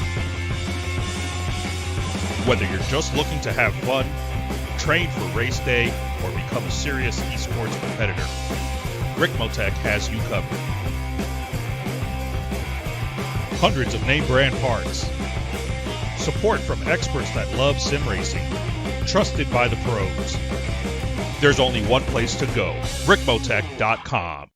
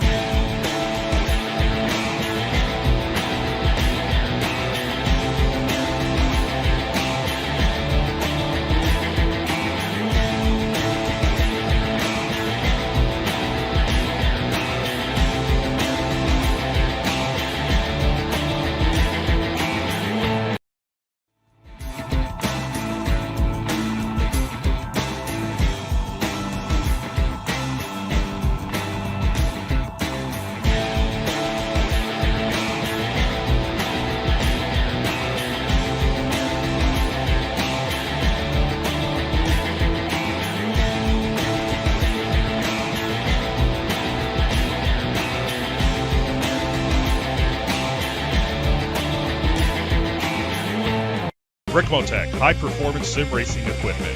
There's only one place to go, RickMotech.com. Welcome back to Suzuka for the Extreme Motorsports Ricmotech World Challenge. It's round number 3. I'm Greg Ginsburg with Larry McLeod, and we've just been through, I think with the exception of, actually Thorman was our first driver in the LMP2s. We've just now gone through the first cycle of pit stops for our LMP2 drivers, Larry, and we were watching Christian Eisler as he came off the pit lane. He is now only about a second and a half back from Jennifer McDonald. There you go. You can see it right there. That is the battle right now for third in LMP2. Yeah, I think Jennifer lost a little bit of ground in the pit stops, but not Christian. He pretty much stayed right in step with Lavender and Chan, but he needs to make his way past Jennifer here rapidly if he wants to have any shot. He's not gaining enough ground, I think, on Lavender and Chan. That penalty after the start seems to be really hurting him tonight. Yeah, as a matter of fact, I've been checking their relative times, and Eisler has been running right in the same time zone, around 147, 148, give or take. Here, as we can see now, coming through the chicane, coming through the Casio triangle, and onto the front straight. Eisler again starting to close things down. He knocked another couple tenths off the back of McDonald, and as McDonald is now coming up on the back of Tony Kernan. Kernan, does he see her? Oh, he does, but it took a. He wasn't going to give her any more room than that little LMP2 car needed, and now can't do anything now about Kristen Eisler just going right around him. Yeah, Eisler had more than a good run there going into the S's.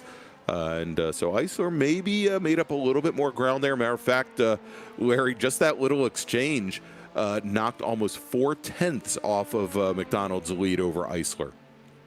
And McDonald now coming up on our GT3 leader, Evan Peichel, in the 263 BMW. And now perhaps the tables have turned a little bit, and Eisler is going to have to deal with the BMW. He gets on by, though. He's pretty quick through traffic. He's very smart about just hold your line, get a good exit, and burn on by, as opposed to getting side by side too early. But yeah, Jennifer's going to have a mirror full of Eisler here in just a second. And the gap now down to just a touch over 1 second, separating these two drivers. You can see there, I know it's skewed a little bit because they took laps at different times. You can see Eisler 55 seconds slower in one led, 53 seconds faster the other, or the other way around. 55 faster and then 53 slower. What that means is that's that 2 seconds, 2 that he seconds. gained just in the pits, in addition to his in-lap of 5-second difference. So he's really gained a ton of time here in this last couple laps because of the pit window and the usage of it. And I'm just watching as these two drivers go by, and to see, for example, going in the 130R and coming out as well, where Eisler, he will have that rear wheel literally over the white line that he's kind of straddling the grass here, opening up corners as much as he can. You can see that the McDonald's lines maybe a little, she may be turning in a little early in some corners. A little tighter. Yeah, and definitely scrubbing a little bit more speed off, where Eisler, I think his whole modus operandi here is to open up as much as he can. She cut Russ Ruddock at a very difficult time. Oh, yeah. Going through the end of the S's there, and now around Dunlap. That's a tough place to catch a slower car, and you can see Eisler now already trying to push up alongside her, going around turns 8 and 9 here. These right-handers. She's going to have to start taking a very defensive posture here. The question is how long she's going to be able to hold Eisler off. She's not going to be able to do it, I'm sure, for another 30 minutes. And she'll come up to that spoon curve where we know she had the spin there on those opening laps, and that's the spot where using a little bit of extra of the corner entry for Eisler, as opposed to Jennifer being a little tight there and not wanting to spin the car there, this might be Eisler's opportunity around that back straight before you come up to 130R. So yeah, right in this area, you see how wide. Here we go. He's going to use a little bit more than middle of the apex of the curb, and trying to get a better run off the second apex. And she drops a wheel again that time. At least just got into the AstroTurf there. Didn't get into the real grass all the way to the outside there. But you can see where she is definitely being more cautious after that early spin, where Eisler not so much here. Yeah, not enough of a run there for Eisler to get that move done. He sort of stuck his nose up there, just a reminder that he's there, but it wasn't able to get much done. So she's done a pretty good job here holding him off. This is going to be tough if it has to go on for another 35 minutes or so. There we go, and you can see here as he's drafting right up to her, coming down the front straight as they start lap number 25. And she's just taking nice and tidy lines, and kind of what we're talking about with Bobby Childs, just trying to hit the exits correct on the longer passing zone opportunities. You could be a little sloppier through stuff like here in these S's, but you just can't mess up one of those critical exits like Spoon, and then of course the Casio curves there. You got to make sure you nail those. Ooh, and a little bit of opposite lock there for Jennifer. Didn't seem to hurt her all that much. No, I'm wondering also if Christian had backed off a little bit. He's got a little bit more of a gap this time. I wonder if he's working on cooling the tires a little bit, setting up for a better pass, maybe trying to get Spoon just that much better the next time by. Yeah, of course. And we've talked about this in previous rounds where there's so much dirty air coming off the back of these cars. Yeah. You can't just sit right underneath the wing of the car ahead of you for lap upon lap, because the front end of the car is just going to start washing out. Yeah. And again, it is still a very long race. You want to keep those tires under you until the very end. You definitely do. Just looking at some of these pit times, I'm just curious about. So Christian Eisler's pit time in the pits was just a hair longer, about a second longer than Lavender, Chan, or a half a second longer even than Jennifer's. And I'm wondering if he managed to squeeze in a little extra fuel, or maybe he burned a little extra fuel on his opening stint. So I don't know if he squeezed in a little extra or not, or if he just went max. I don't know. Yeah, I thought he would have maybe saved a little bit with the penalty, having to go down the pit lane early on in the race. But again, how he put his head down, and again, didn't have the advantage of a car ahead of him to draft off of much. He could have very well burned off, as you can see there. Now Jennifer coming through that double apex right-hander turns 1 and 2. Again, trying to reposition the car mid-corner. And now Eisler with a great run. Here it comes going into the S's. Yep, huge opportunity, but these S's make it so tough. You might think you got on the inside on one part of it, and that quickly becomes the outside of the next. As there's contact between Eisler and McDonald, and she goes flying through the gravel traps into the wall. And there she goes. She goes off in the wall. That was over through turn 5, right in the middle of the S's there, and it looks like that car is seriously hurt, Larry. Yeah, I think she hit that wall just a little bit, and it didn't look like the closest of contacts, but it doesn't take much to get you spinning coming around the end of those S curves. So that's unfortunate for Jennifer to lose that spot. And sure Kristen didn't intend anything. Yeah, Let's take a quick Larry, replay. let's take a look at the replay here, because I believe we had, I believe it was Steve Daniel in the 96 machine that was right ahead of them as they started to make their way through the S's. Yeah, you notice there wasn't even a whole lot of proximity closeness there. Yeah. The cars look like they had a gap. Like, I hate the word net code, but it's sometimes what it is when one computer thinks it was contact a little closer than the other computer. Eventually, iRacing decides that somebody's going to spin and have contact, and unfortunately, it didn't look all that close. But iRacing says it was, and now it looks like even our stewards are going to take a closer look at it.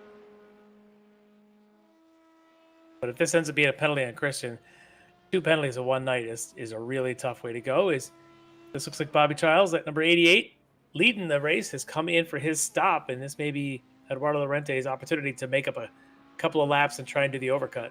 Yeah, there you go. So that moves Llorente now up into the lead in the open category, third overall in GT3. And there he is, and not a lot of traffic ahead of him, Larry. It looks like he's got a pretty good gap that he can just put his head down and run. He's going to need that, I think, if he's going to make this pass to the pits, because we've already seen how difficult it is to pass on track. If he comes out of this still behind Bobby's just going to go right back to what he was doing and make it really tough for the next 25 minutes. So Eduardo needs this to be fastest lap for him, the race. All right, and here as we take a look here, as we, and you can see the McDonald's car is not driving straight. No, looked like a lot of damage to the left rear of that machine. Yeah, maybe even to the left front as well, whole left side. It's unfortunate for Jennifer. She's running pretty strong here tonight. As we jump back, that moves Chris Thorman now up in the fourth. And depending on what the stewards say, that could even change again. And so here's the lead now here. A 3 seconds gap between Evan Peichel and Tony Kernan. Kernan just about 3 seconds. You can see he's got the lap traffic of Russ Ruddock there in between. Again, these guys haven't pit yet. It could come down to who makes a cleaner pit stop between these two. Sure can. You can see the Porsche just in the background there. So you got BMW there in the front. I think that was the Lamborghini there, of course, of Russ Ruddock. Ruddock, yep. Oh, there's the result of our investigation. No action, inconclusive results. So they're going to let that one go. And I suspect even the stewards noticed how far away it looked like from the vantage point of Christian Eisler and said, you know what, there was no intention, there was no bad. He had the right position, left her enough room, but unfortunately iRacing said otherwise. So they may be just chalking this one up to netcode. And for Jennifer, unfortunate tough. For Jennifer. Yeah.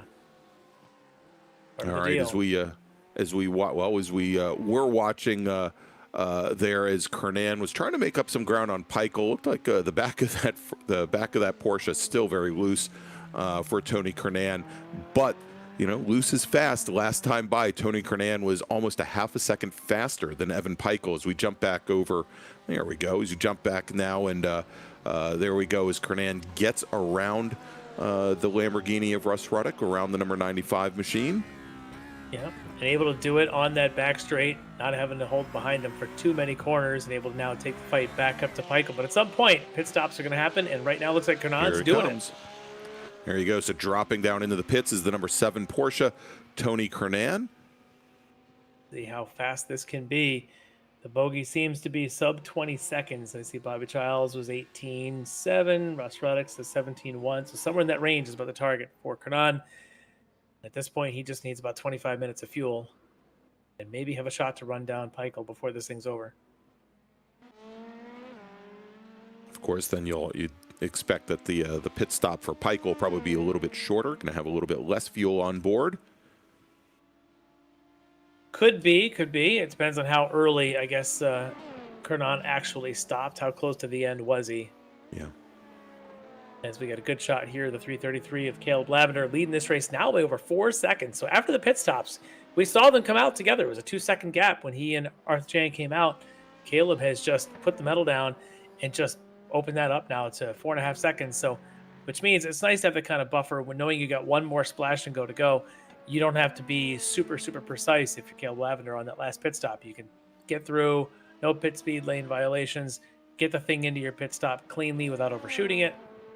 And just take the ride. You can even be conservative, take a little extra couple ounces of fuel just to make sure you're going to make it to the end. You don't have to be as precise. Whereas if you're on the other side, Arthur Chan's going to have to be extremely precise. Oh, good to see there that Jennifer has gotten enough repairs to that car and able to rejoin the race. So McDonald now sitting back in 5th in the order there. She is almost a minute and a half now back, actually almost, about a minute back from Chris Thorman sitting in that last position right now. But yeah, good to see that she was able to get enough in the way of repairs done to that car so that she can continue on. And I suspect, again, no, that may not have been all that bad. It's never good to hit the wall and be slow and whatever. But if she's able to get the repair in, she also would have been enough to take enough fuel to get to the end of the race. To the end of the race, exactly. So she's got a good shot to catch Chris Thorman for that 4th spot before this thing's over, as the leader in the GT3s, Evan Peichel's in the lane. Oh, that pit lane speed is just so slow. It's very, very slow for a fairly long pit lane there. As Lorente, at last check, about 30 seconds back. So we'll see how this plays out. There's Lorente coming through the Casio curves and onto the front straight. He must have been saving some fuel there, hiding behind Bobby Childs for so long, because he's got 53 minutes out of this thing out of one. And there's Peichel just now leaving the box, and so there you go. Eduardo Lorente, he leapfrogs Evan Peichel here in the pits, in the pit lane. Well, what am I saying? Lorente is your open category leader. I think we need to look at Peichel and Kernan. He is technically first on the track in GT3, whether it's the pros or the AMs. But yes, he still needs to make. Yeah, he still needs to pit. But so let's take a look there at the battle for the lead in the pro category, seeing that Lorente will need to drop into the pits. Yeah. Peichel now comes out ahead of Tony Kernan's Porsche by a lot. Yeah, 6.5, almost 7 full seconds. Yeah, Kernan, separating them. A couple things here is Kernan's pit stop was a little on the slow side, 19.4. Peichel's the fastest pit stop we've seen out of anybody in the GTs at all at GT3s. That's a 16.2. So hopefully he saved enough fuel to get to the end. Yeah. And but he certainly was able to be 3 seconds quicker than Tony in the pits. That's really helped his case as Jennifer's back in the pits. That's not a good sign. No, not at all. I was hoping she'd make it to the end. Maybe the car didn't quite get all the repairs she was looking for.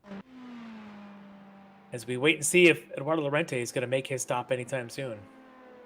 And of course, Bobby Childs, who was leading the open category, he had already taken his first and probably only pit stop of the evening in the number 88 machine.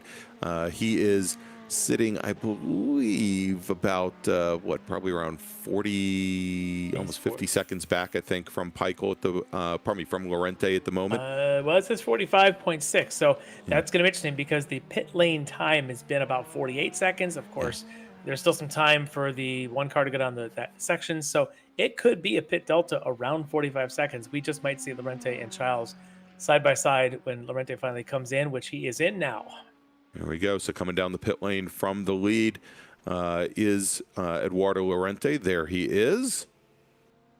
We're going to keep an eye on him. Wow, that is so slow. So he just needs to get that fuel in for about 20 minutes. Here's Bobby coming up the back straight. He's going to go through 130R. He probably knows it too. At some point, he's going to see that relative screen. He's going to pop up and he's going to see that number 9 out in front of him. He knows there's an opportunity here as Lorente still in his pit stall. He's on his way out. He leaves the pit stall, starts to head out. Quick stop, 16. Yep, just as Bobby Childs is coming through coming out of the Casio triangle. Let's take a look. So close, and it looks like he's going to make that pass through the pits. So Lorente, solid work there on all of the elements there, saving enough fuel to go longer, executing on his last couple laps out, waiting a lot longer than he had than his rival did, and then a nice quick pit stop there, 16.3 on that pit stop. Yeah, picks up a couple seconds there, almost 5 full seconds separating them now. That's a nice buffer for Lorente there. Yeah, that's solid work. And to me, that's how you win races, is execution that way, or the good strategy of how many times did we see before when he was trailing Bobby, did he have an opportunity to stick his nose in and try to force a side-by-side, but he decided to sit back and wait? This is the moment he was waiting for. Yeah. Get it done clean and not have to force the issue side-by-side. All right, so let's go reset the field real quick. In LMP2, your leader is Caleb Lavender. He's got an advantage of about 5.5 seconds now over Arthur Chan, continuing to increase that lead. Christian Eisler currently sitting back in third, about 18 seconds back from there. If we take a look at the GT3, our 2 categories in GT3 Pro, Evan Peichel in the number 263 BMW. He is your leader now with about a little bit over 5 seconds advantage over Tony Kernan. Jeff Jacobs sitting third in class in the number 38 Mercedes, quite a bit back from there. He's got a couple of our open category drivers up ahead of him on the road here. Speaking of our open category, Eduardo Lorente, as we just spoke, with now about a 5 second advantage over Bobby Childs, both of those drivers in Ferraris, and then running third is Steve Daniel in the number 96 Ferrari. He is just back behind Jeff Jacobs. There is Mr. Daniel in that orange and blue number 96 machine, as he's got some LMP2 traffic. Looks like Arthur Chan coming up on him at probably the best spot that you could get, making the way down the 130R. Yeah, that's definitely the best way to make sure you don't have to put up with any sort of traffic there. But tell you, Caleb Lavender has really put on a show, and I don't know that Arthur Chan is going to be able to do much other than at this point just salvage second, because that's a 5 second gap without some sort of help from some incident happening to Lavender. Arthur, all he can do now is just sort of hang on and reduce his own mistakes. His 5 seconds is a lot of time. As we go on board right now with Caleb Lavender, our leader, and these are the shots, Larry, that just astound me sometimes. I love these S's. Yeah. It's a little climb of the hill there toward the second part of these, and you just got to be so patient on this one because you want to late apex it to get the run around Dunlop, and it just goes blind over the crest. It's that arm call on your left is just blinding you all the way around, and then this was turn 8. You sort of flick the car across it. Oh, a little more brakes, flick across the curve, use it all. And to see there in the LMP2 where, there's that little flip, but when we were watching the GT3 cars, the amount of correction that you need when you get out onto the curbing at the first at the exit of the first of the Degner curves is just absolutely stunning. Here, the car just looks so much more at ease. Yeah. I guess that's what a lot of downforce will do for you. These don't move around nearly as much. I've said a nice long wheelbase car. They do not change directions quickly. You don't want to put them into a slide. And you want to make sure you use the arrow efficiently as well. And you can just see just a great job here of Lavender, just textbook smooth around Spoon Curve and heading up the back straight, doing everything he can to just continue that lead, pulling away from Arthur Chan. And a little turn in, and then a little bit of a correction there, a little extra flick to get past the apex. And then here, hard on the brakes to go through Casio, go through the chicanes here to bring you onto the back straight, or probably bring you onto the front straight, sorry. Here, just, absolutely amazing to watch that lap. Yeah, it really is. He's just driving textbook, and for reference, that lap was a 48.5. The quickest lap of anybody in the race was a 46.8. 1.6 seconds faster was Christian Eisler earlier before his pit stop. So while that was great, these guys can run a full second or so faster around here, and that's just impressive. Yeah, and that also, Larry, another 0.4 add to the gap between Lavender and Chan that last time by, as Chan ran a 148.9. Now, interestingly, is Eisler has cut about 5 seconds out since the incident with Jennifer. Remember, he was about 20 seconds behind Caleb, so he's now only about 11 seconds or so behind Arthur, and definitely closing. Arthur's even taken a couple tenths out of Caleb's lap there as well, so Eisler's not out of this yet.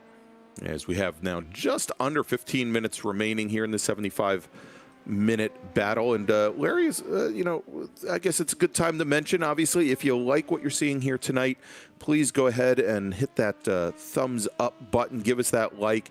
And if you haven't done so already, make sure to go ahead and subscribe to Apex Racing TV's YouTube channel.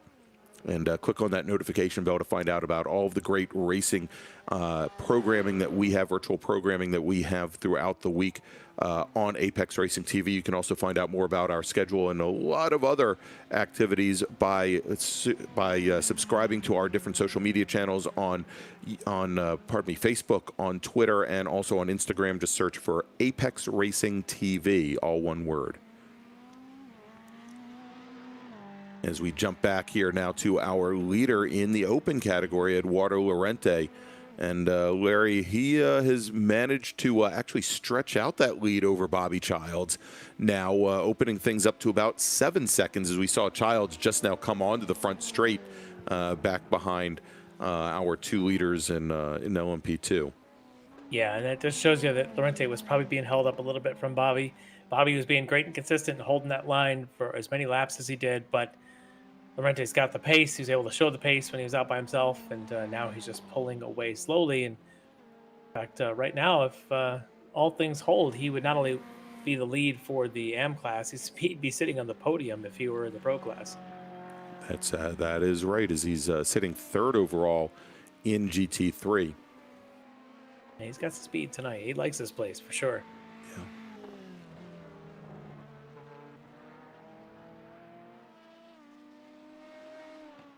And looks like he's got some clear running up ahead, as things have really started to stretch out here a little bit on track, as we're on board now from inside the cockpit of Eduardo Lorente, and we watched Caleb Lavender in the LMP2 car earlier. Larry, let's compare and contrast when you're behind a GT3 car, and we'll see what maybe a little less downforce will do for you. Yeah, and a little less wheelbase. A little bit more hand motion. You can see a lot of steering input there.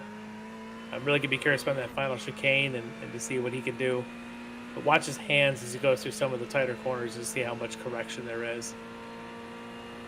As this would just be a tap of the brake, 237, 240 kilometers an hour, 229 apex speed. Wow. That's, what is that, about 130 miles an hour or so? Yeah, and there you go, dropping it all the way down in the first gear for the chicane there for Casio, and then back out onto the front straight. Ooh, and you can see there also just where the car maybe washes out a little bit. Well, he did have Eisler sitting right back behind him, giving Eisler, I think, as much ground as he could. But at this point, you can see, where perhaps he doesn't have as much tire underneath him as he did in the first 10 minutes of the race, as we're over 60 minutes into this 75-minute run. Yeah, he's still very precise with that car and trying not to use up all that tire before it's said and done, as we've still got about 11 minutes left here before the clock strikes midnight for these drivers. But he's definitely put on a pretty good show as Bobby Childs here, running second in the class. Yeah, and you can see Lorente's maybe dialed it back a little bit, about 2 seconds off of his fastest lap, but still able to maintain that buffer, which is still sitting at just about, well, I was going to say still sitting at just about 7 seconds here over Bobby Childs. Bobby being consistent. I mean, he's been solid all night. He's got about 10 minutes to go to earn himself a podium in this class. This is not an easy track to learn, I'll tell you that. And he's shown pretty good consistency around this place all night long. And to give you an idea, he's still running mid 202s. His best lap of the race, a 201.4. So that's pretty good work there for Bobby tonight. All right, as we jump back now, Evan Peichel in the 263 BMW. Again, our leader overall, our leader in GT3 and our pro category leader. And he continues to stretch things out over Tony Kernan. Kernan hasn't given up that much in the last 2 or 3 laps or so, but the margin now sitting at about 8 seconds. It had been 5 seconds when these drivers went through their pit cycles. Yeah, and it was closing on 2 seconds before they went in. So you could just see the gap that Evan's been able to pull out, and just really putting on a clinic. Look at his lap times, 2:01.2. He qualified at a 59.9. And he's been down, tickling the low 2 minutes but just over 2 minutes tonight. Still running 2:01's the stage of the race. You can see the lap times there. Look at the 2:17, 0.1, 0.4, 0.2, 0.2 over the course of 5 laps. It just doesn't get any more consistent than that. No, not at all. And only about 0.4 off of his fastest time of the night also. Yeah. So, again, running very consistent lap times, as you can see there.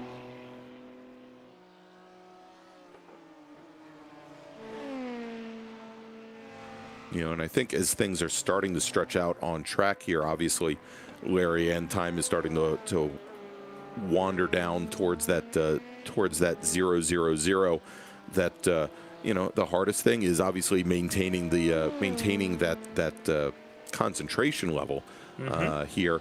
Obviously, as you are always needing to keep your head on a swivel here, as you've got Peichel now having to negotiate corners with our overall leader, Caleb Lavender. There isn't that much time to rest. It's not like there are only another 2 or 3 cars out on track with you, and you're all running similar lap speeds there, as Peichel lets our leader by, coming out of the Casio curve, or probably the Casio triangle, the final corner. This is the closest the lead from Lavender to Chan has been in a long time. I don't know what happened there, but Chan down to 2.5 seconds. A lot. Yes, and again, depending on how much fuel they're able to save, there might still be a splash and go for these guys the next lap or so.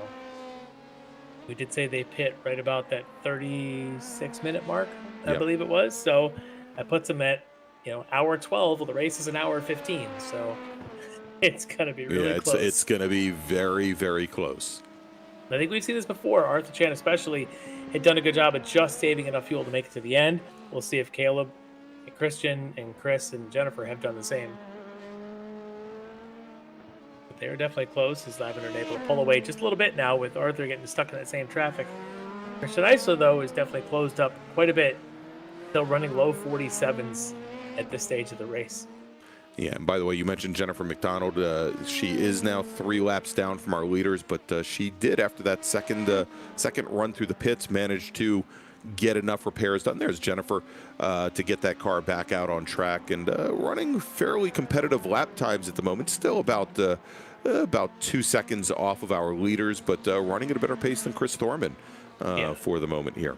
Yep, and it's good to see. It's always good to get more practice. What else are you going to do an afternoon like this? Again, she's from the west coast of the U.S., so still probably going to finish this up and then go grab dinner, but decided she didn't want dinner that early, so let's go ahead and finish this race out and take those repairs on. So always a good thing. There you go. She negotiates a couple corners there with Bobby Childs.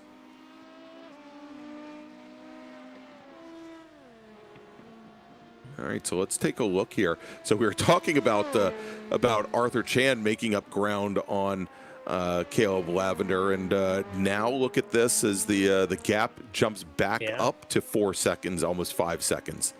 It is bouncing a lot, I think, as Lavender catches a car, the gap comes down. As he gets by, the gap opens up, and so you end up with these 2-second swings lap to lap as they continue to kind of accordion through the traffic. And all it's going to take is for Lavender to do one of those, catch someone in a bad spot, and Arthur to not catch him in a bad spot, and suddenly we could have raised our hands, while we still wonder, are they going to make it to the end on fuel, as we're now inside of 5 minutes. Yeah, and so, of course, as you mentioned, Larry, as we're now under 5 minutes here, and the clock is definitely ticking down. One of the last shots, of course, we're now keyed on Caleb Lavender, but one of the last shots of Arthur Chan, I saw Christian Isler kind of poke into view that last time by about 10 seconds back. So it was still he's definitely a bit off, but running almost 2 full seconds a lap faster than Arthur Chan at the moment. He's going to have to keep that up at 2 seconds a lap. He'll be on Arthur's tail in the 75th minute. So this will be interesting if they can keep that pace. Again, all depends on how much fuel's on board for each of these guys.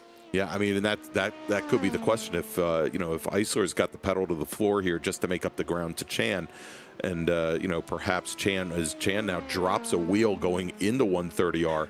Because the question is whether or not Isler's going to need to take more fuel on at the very end than maybe Chan does. The other thing is, I've run endurance races a couple times with these, with some of those 12-hour races with these LMP2s. When you get about an hour on a set of tires, they do start to get slippery, and it makes it that much more difficult to manage. So depending on who may have saved a little bit of their tires, this could come down to who can manage their car here in this last 4 minutes, this last couple laps, because it starts to get a little slick. Well, we have now just about 3 minutes remaining on the clock, and you know, we expect that our LMP2 drivers are going to have to come in for a splash. But you know, Larry, I look back to round 1 when we were at Canadian Tire Motorsports Park, and I believe a couple of drivers were able to get by without having to take that second stop. That they had actually managed to conserve enough, and it was a little surprising at the time. So you know, we'll have to see here whether or not Lavender is going to have to drop in, whether Chan is going to have to drop in. Maybe Chan is doing just enough that perhaps he doesn't need to take that last stop. Although again, we think based on the fuel consumption that these drivers have put up through the majority of this race, that it is still going to be necessary for that last-minute splash.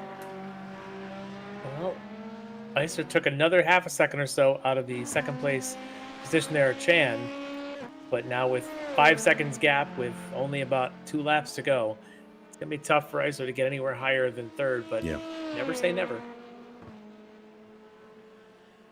You can see him. You saw Arthur poking around 130R as Christian's coming up this backstretch. He knows that the carrot's there to go after.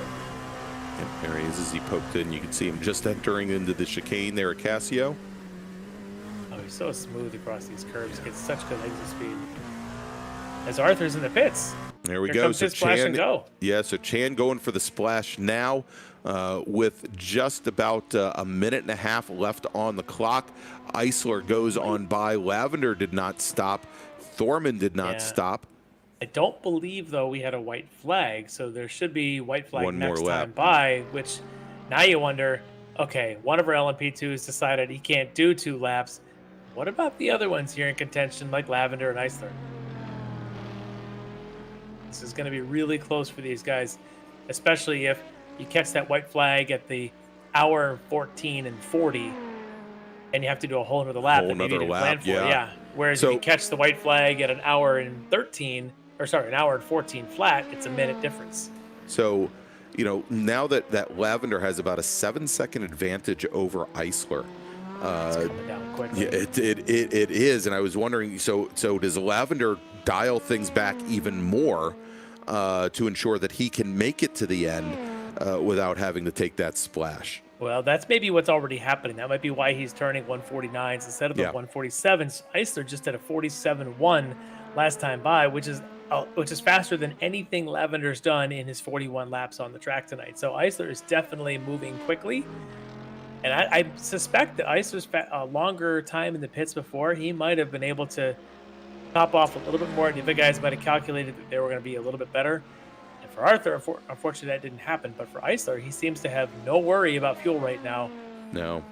As there should be now white flag out for our leader, Caleb Lavender. Our leader, Caleb Lavender, as he comes onto the front straight. And there you go. White flag now in the air for Caleb Lavender, driver that did 333 D2D iRacing entry. Did I get that right? Yep. Yes, sir.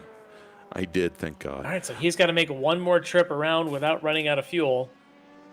And that his last lap, a 151. So he's clearly backing it off to try and make it to the end. Oh, this is going to be so close. Yeah, whereas Eisler now closes things down to about 4.5 seconds. So he knocked about 3 seconds off on that last lap. Last time by. So any sort of slow up, I mean, a 3-second delta means he'll be a second behind him when they get to the finish line, assuming the car makes it. Yeah, and so Arthur Chan, who did go for the splash and go, he is sitting almost over 50 seconds back from that lead pair, and just hoping upon hope that both Lavender and Eisler don't have enough fuel to get to the end of the race here.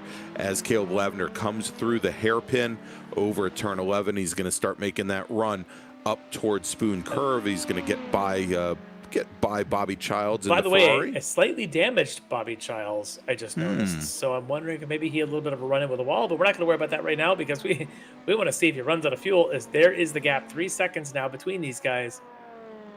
Lavender just limping at home. And Eisler not limping, at least not yet, but only a couple more corners to go as they make the run now. And Eisler, he's going to get by Bobby Childs as well. I think he's out of fuel. I think they go into 130R. I think Lavender just ran out.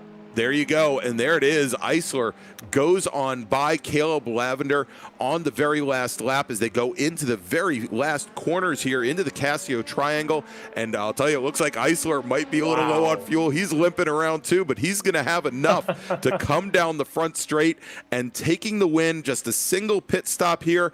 Eisler, Christian Eisler, started from pole, had a penalty, dropped all the way to the back of the field. He is going to take the win. And is Caleb Lavender going to have enough to cross the stripe? No, he is not.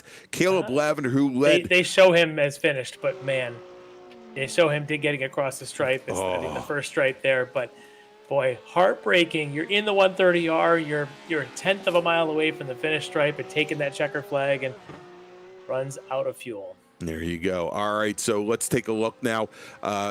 We've got things wrapped up in which may be happening here in GT3 as well, as I see Kernan now 18 seconds ahead of Heichel.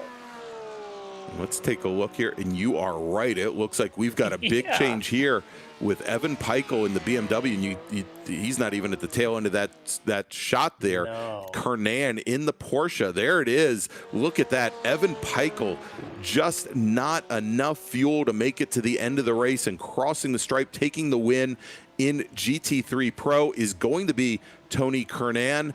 We'll have to see if Peichel can cross. We may have Eduardo Lorente, who is our leader in the open category, whether he may finish second tonight, and he will. He gets past the BMW. He goes past Peichel here. So Lorente, who ran a great race in that Ferrari, he is going to come home with the win in GT3 Open, and he's going to finish second overall in GT3. Bobby Childs had already taken the checkered flag just after our LMP2 drivers, and so that is wrapped up. Childs is going to come home in second, and finishing third in Open is going to be Steve Daniel. So it's going to be a Ferrari 1-2-3 in the Open category. In Pro, it's going to be Kernan, and finishing second in Pro, it looks like it. Well, based on what it should Peichel. Still Peichel, based on the fact that he actually got an extra half lap over Jacobs there in the BMW. Now let's take a look here.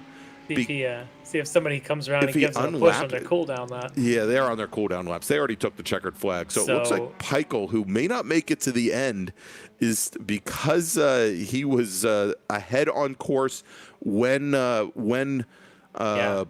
Jacobs took the checkered flag, and when Rudder took the checkered flag, he's going to be running on the starter for like the next hour and a half. I don't know if we're going to have enough broadcast time. Larry, we'll be done with the interviews, and poor Peichel will still be out there. We might be doing the interviews next week for the for the Lamborghini Trophy Series when Peichel finally crosses the stripe there. He did finally take it to the pits, I believe. Yeah, he came into the pits and called it. There you go. But there is Eduardo Lorente. Wow. Great run for Lorente tonight, having taken the lead in the Open category from Steve Daniel. And it was probably not Steve Daniel, pardon me, from Bobby Childs. And great run there. And I mean, it was a spectacular battle between Childs and Lorente early on. And, they went in for their pit stops, and Lorente took the lead and never looked back. Yeah, and really great managing of the race and just great pace. I can't wait to talk to him about this. I think he really showed a mastery of this track to do what he did and to take the win in the AM class and essentially put it on second spot of the podium in the pro class. Great run for Eduardo Lorente. And Kernan too, in other words, just kind of staying with it and staying in that fight, not giving up. Heartbreaking though for Peichel as well as for Lavender on that last lap. All right, well, tell you what, Larry, pop it in early. He maybe had some time there. Let's pull up Tony Kernan, driver of the number 7 machine, taking the win tonight in GT3 Pro. You want to do an interview first, or should we? Well, actually, yeah. I'll tell you what. Let's go. You're right. Let's go take a break, and we'll do that, and then we'll come back with the interviews. I'm getting all ahead of myself. I'm all hyped up after that finish, Larry. All right. So yeah, let's go pay some bills, Larry, and we'll be back in a few moments. We've got Tony Kernan already queued up. You have just seen round number 3 of the Extreme Motorsports Ricmotech World Challenge presented by Performa Texas Elite Graphics, and we'll be back in just a few moments.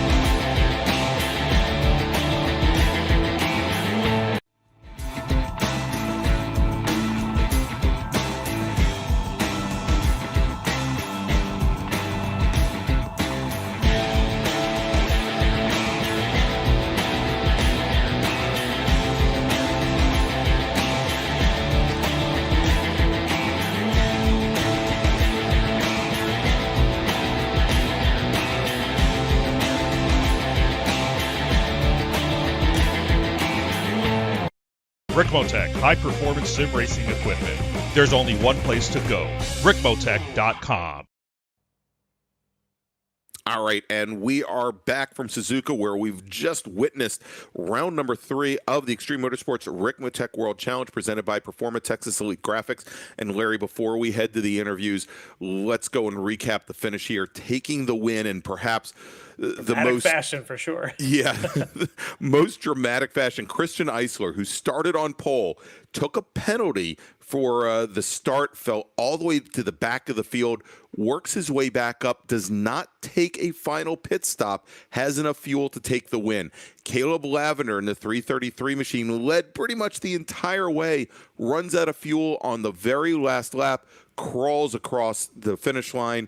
He will finish second. Arthur Chan, who took that splash and go at the end, finishes almost 50 seconds back in third. Now let's jump over to the GT3 classes, and we'll start off with our pro category, where Tony Kernan takes the win in the Kernan Motorsports Porsche after having run almost 7 seconds back from Evan Peichel for at least after the pit stop cycle. Peichel in his BMW in the Alpine Stars Geodesic Racing 263 BMW runs out of fuel on the very last lap. That elevates Kernan to the win. Peichel finishes second. Jeff Jacobs in his StreetSurvival.org Mercedes, he will finish back in third in the pro category. And then if we jump over to the open category, Eduardo Lorente, a very, very strategic race from him, takes the win in his Courage Motorsports Ferrari over Bobby Childs in the number 88 D2D E-Racing entry, also a Ferrari. And then Steve Daniel in the number 96 SKKJ Racing Ferrari takes home the bronze medal, finishes third in the open category. All right, so Larry, looks like we have with us sitting in the staging area, sitting in the green room right now, Tony Kernan in the Kernan Motorsports Porsche 911. Let's bring him on in. All right, we'll bring Tony in We're here. We're trying. Dragging him in. Still can't do it. There we go. All right, Tony Kernan has joined us. Tony, taking the win tonight in the pro class. That's pretty dramatic. Couple laps there. You had a slower pit stop than Evan did. You knew that you needed to fill up a little bit more. Was that obviously the key to this race? Well, actually, I was thinking the whole time that I overfilled, which I use crew chief and use what crew chief told me. I actually went down just a slightly less than what they recommended, but I knew though, when there was a minute and 30 left, and I knew I didn't see the white flag. I was coming at the start finish line. I knew I needed to take at least 2 more laps, and I had exactly 2 laps left of fuel. But I was wondering, like in the pit stop, and when I came out, and then when Evan came out, he was so much further ahead of me. I was like, and I thought I had a pretty solid pit stop. I'm like, man, is the BMW is it that much more fuel efficient? Because he did get an extra lap. I pitted when I was totally out of fuel. So I was wondering maybe the BMW is a lot more fuel efficient, but I just kept making, as far as the race, I just kept making real small mistakes, and he was so consistent. Evan was, I mean, he had a really good run, but, yeah, I kept making little mistakes, I'd catch up to him just slightly, and then I'd make little mistakes and then he'd kind of run away. And then after the pit stop, I was just like, I don't even know. I'm just going to do what I do, just try to hit my marks and see what happens here. I'm hoping that exactly what happened had happened. Yeah. I'm surprised. I can't believe Unbelievable. it. Yeah, unbelievable way that thing played out for you to have him run out of fuel there in the last lap. But we were on board. We had a couple of good camera shots of you during this race. Your car moves around a lot. That car is constantly, the back end looks like it's, is it a strategy of looses fast for you? Yeah, I was probably running a little less wing than recommended for this track. Just because to me, I do like a loose car and just worked for me. Yeah, it seems to definitely work, certainly around Suzuka, and bring you home at the top spot on the podium. So, Tony, congratulations for that. Anybody you want to give a shout out to tonight? Yeah, I'd like to thank my family. They're probably watching right now. Love you guys. Also, I want to shout out to Husingfeld in the sprint pedals because I think if it wasn't for a lot of my consistency, I give a tribute to these pedals. But yeah. All right. Well, awesome race tonight, and congratulations on that. And I cannot wait to see the next round, how that one's going to go. Thanks, guys. Hey, one more thing. Yeah. Just so you know, my last name and I know it kind of spelled like Kanan, but it's actually Kernan. That's how you pronounce my last name, like an E or an I. Well, anyway, great job, guys. I really appreciate all the work you guys do. Hey, we will make sure we get it right, as we've got a race winner now, Tony Kernan, taking the win tonight. And good luck in the next round, and we will get that name right, I promise. Thanks. All right, there you go. And I'm going to try and get it right now, Larry, is we have the driver of the Kernan Motorsports entry, the number 7 car, the number 7 Porsche, Tony Kernan, our winner tonight in the GT3 Pro category. Thanks so much for joining us, Tony. We appreciate it. And Larry, I don't have anybody else to bring on in at the moment. So, we can kind of sit and wax philosophical about what we saw tonight in the hopes that somebody else will appear. But we can talk about the next couple of rounds, and maybe while with that, if someone else wants to jump in here, we'll catch them before we end the broadcast. Oh, hey, look, we've got, I think somebody was listening to us. Wasn't out on track tonight, but perhaps we've got Kevin Ford, one of our league administrators. We had him, and he's gone. We don't. Let's talk about the next round. Absolutely, Larry. All right, so next up, and this is going to be next week, October 18th, next Monday night, at same time, 8 p.m., our Lamborghini Trophy Series, the LTS, our fixed setup series, is going to be at Canadian Tire Motorsports Park. And as we always do, we've got 2 30-minute sprint races with an inverted grid for race number 2. It always turns out to be a bundle full of action, Larry. Yeah, it's going to be a lot of fun. Those Lambos rocking around that track should be a good time. Absolutely. And then in 2 weeks, October 25th, the World Challenge returns to North America. We're going to be heading to Road America, Elkhart Lake, Wisconsin, to the National Park of Speed, where we once again have a 75-minute battle to the checker for our LMP2 and GT3 drivers. It should be a great time. And then we have it listed here on the screen, the Classic Sprint Series. We just had our final race of the season. We've named our champions in the Pro and Open categories in the CSS. Come back, join us in January when we will have, I think it's season 20 of the CSS. So definitely join us then. But Larry, still don't see anybody in the green room. So let's go, and we'll start to wrap things up here. Of course, we want to thank everybody watching, and if you haven't done so already, please go ahead and click on that thumbs up. Go ahead and subscribe to Apex Racing TV and click on the notification bell. And if you want to find out more about the RickMotech World Challenge and all the different RickMotech series, go to extrememotorsports99.com. RickMotech.com. You can find out how to join. You can find out about who is leading in each one of the classes and find out about the upcoming schedule as well. So for Lefty Larry McLeod, for Dennis Branch, for Jonathan Grabowski sitting back in the production truck, want to thank everybody for joining us, and we'll see you again next Monday at 8 p.m. Have a great evening. Ricmotech, high-performance sim racing equipment. There's only one place to go, RickMotech.com.